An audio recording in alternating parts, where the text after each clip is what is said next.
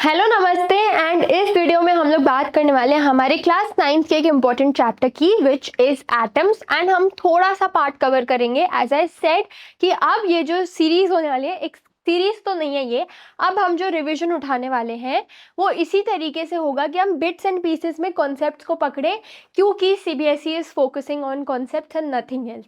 तो हमें कॉन्सेप्ट्स को समझना बहुत ज़्यादा इंपॉर्टेंट है। अब हम atomic number, isotopes and isobars इस वीडियो में देखने वाले हैं। एटॉमिक नंबर क्या है कि जैसे ये कोई भी वो है, एक एलिमेंट का एक सिंबल है। जैसे ये कार्बन है तो ये कार्बन का सिंबल है। वहीं पे अगर मेरे को मैग्नीशियम की बात करनी है तो उसका सिंबल क्या है, उसका सिंबल है Mg। एल्यूमिनियम की बात करनी है तो उसका सिंबल है Al। इसी के साथ मैं 2 होमवर्क दे रही हूँ कि एक मेरे को सिंबल बताओ सोडियम का, ठीक है, मैं यहाँ पे लिख भी देती हूँ, स्क्रीनशॉट ले लो या इमीडिएटली आंसर भी कर दो। एक मेरे को सिंबल बताओ सोडियम का एंड एक मेरे को बताओ तुम लोग पोटेशियम का, ठीक है।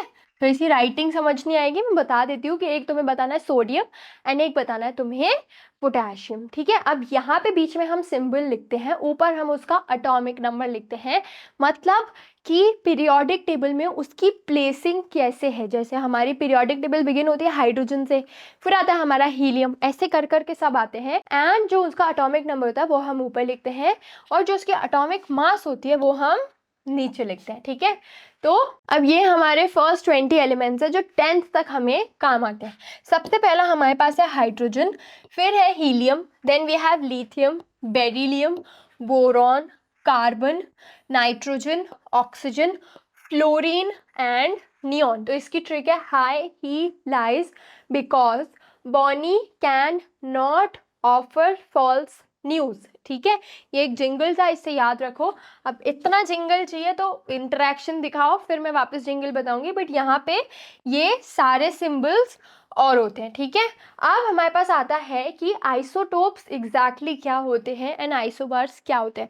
तो आइसोटोप्स वो वेरिएशन होते हैं, वो क्या होते हैं, वो वेरिएशन होते हैं केमिकल एलिमेंट्स में जिनमें सेम नंबर ऑफ प्रोटॉन्स होते हैं but different number of neutrons होते हैं। जैसे मैंने कोई भी उठाया, कोई भी एलिमेंट उठाया, मैंने उठा लिया क्लोरीन, मैंने उठा लिया क्लोरीन, ठीक है।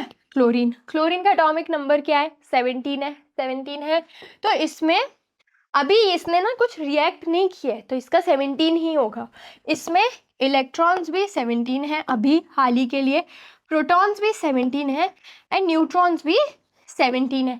तो क्लोरीन का कोई आइसोटोप नहीं होगा क्योंकि इसमें number of protons and number of neutrons equal है।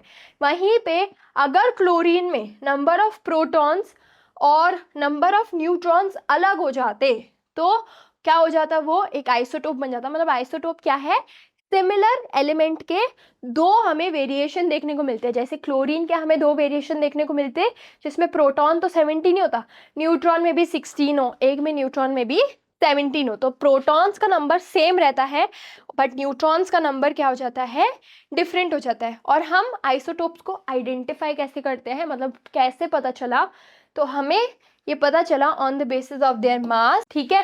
अब एक एग्जांपल मैं आके देती हूँ तुमको, पर पहले हम आइसोबार्स भी समझ लेते हैं।